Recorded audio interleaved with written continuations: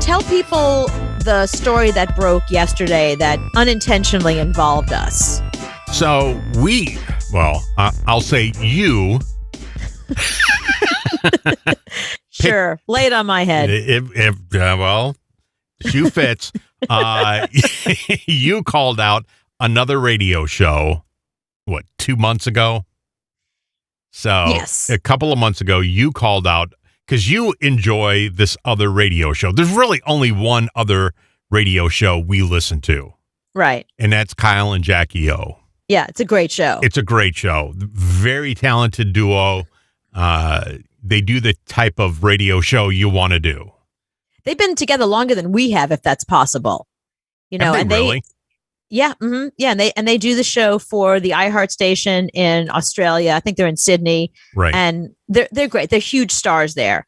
And you and I we've been listening to them for years. I mean, I remember one of our morning shows. You and I brought up. I was like, listen to what Jackie O said today. Mm-hmm.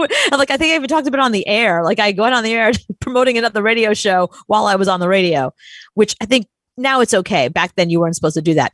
Right. So I was upset because she was playing Candy Crush while she was on the air, and I called her out. People are losing their job. It just seems a little arrogant, I just said she needs a kind of a reset. That's all. And it was a big thing that she was playing Candy Crush while on the air. So, their producers called her out. Exactly. And so you said she shouldn't do that. It's not a good thing. Right. It upset me just because a lot of good people losing work. So, and that's all I said. No, you called her the B word. No, I didn't call her the B word. I didn't say she's a bitch. I was like, and this bitch, like the way I say to everything, like I'm the bitch who, right. I use that terminology on a regular basis, the way Lizzo does, like I'm 100% that bitch. Okay.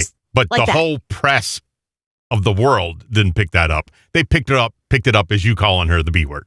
Right. That I called her a bitch, but I didn't. I didn't call her. But anyway, it doesn't really matter. Right. But so it got back to her and she played our show and then commented on it. And then I ended up on their show and it was awkward because I'm an ocean away. So I said what I wanted to say, but then they're in the room with each other and they just started talking to each other. And it was just like, what am I going to do? Interrupt them? It was right. It got a little awkward. So I let them do their thing. And then I kind of said my piece and I just went on with my life.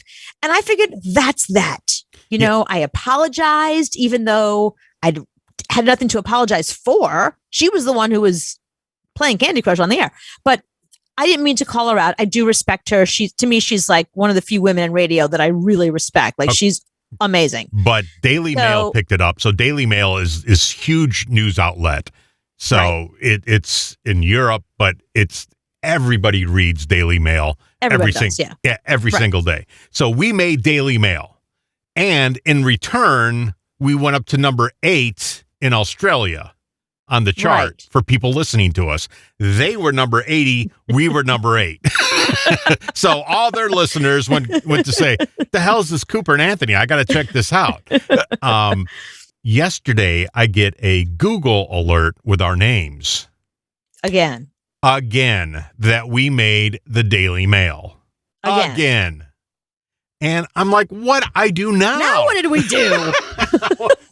We haven't brought their names up since that day. No, we've said way worse about much bigger people. Right. We talk crap about everybody. Yeah. But we haven't said a word about Kyle and Jackie O. So why are we in the Daily Mail? So what we found out was, I guess Jackie had quit smoking and had been quit for a long time. The conversation they had about this was that my calling her out for having an addiction to Candy Crush and my calling her out in general sent her back to smoking cigarettes. That somehow I triggered her. I triggered her addiction. I triggered her. I didn't realize that it was such a tenuous thing. I thought she had quit and she was done. Like I wouldn't even think, I would never have said anything about her or brought her up if I thought that I had anything that would have upset her, because that it broke my heart to hear that there could have been a chance that maybe something I said offended her and upset her enough that it sent her back to cigarettes after quitting and being quit for so long. So, I mean, I was sick about it. I read that article and I heard them talking about it. I assumed she's a big star. She's making a lot of money. She is really talented. I just assume that she has a thick skin and that she's not sensitive like me, like nothing. I could care less what people say about me. I assumed she was like that too. No. But it didn't occur to me that she might be a sensitive soul. She might be an actual human being. You know what I mean? Other than, me, like I'm slightly on the side of maybe sociopath, just a little bit, not full sociopath, but like it takes a lot to get me upset. I don't cry at movies. I don't, you know what I mean? Stuff like that. I'm not a regular person like that. So I assume that it's a trait that she and I shared, but I was wrong, that she is somebody who is very sensitive. And I was like sick to my stomach thinking that I could have upset her enough to bring out these insecurities and have her second guess what she's doing on the air and the Candy Crush thing and her addiction and just opening that door even a crack, that it sent her down that road again. And I felt terrible. I don't regret it really, because I think, I stand by what I did, what I said. Right. But the fact that what I said on some level might have gotten to her is really upsetting to me. It's really, really upsetting to me. I don't want to be responsible for hurting another woman that, listen, I get upset about things when I go to ice cream. Yeah, but she has no willpower and I'm not talking like somebody who hasn't smoked. I smoked a lot. You did. You were a heavy smoker. I was the type of guy, if you told me you quit last week, I would offer you a cigarette. Right. No, everyone smokes. Everybody has got to smoke. It's the greatest thing ever. I love smoking. I enjoyed it so much. But I have been through hell since I quit. We got canned. I got canned from a job. A lot of changes in my life. I didn't go back to cigarettes. Could have easily done it.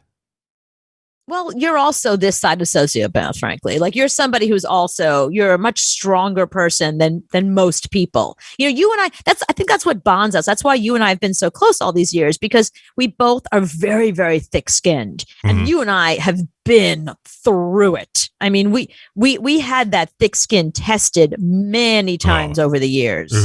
Many times. You just do. I mean, I was on television for years and doing regular television. Us doing our nationally syndicated radio show, we had 2.8 million listeners. You're going to offend somebody. You're going to say the wrong thing about somebody at some point. It's going to happen. And even now, people are really sensitive, but we don't care. That's the problem with us. We don't care. Well, whatever. We really don't care. But we forget that other people do. Other people do.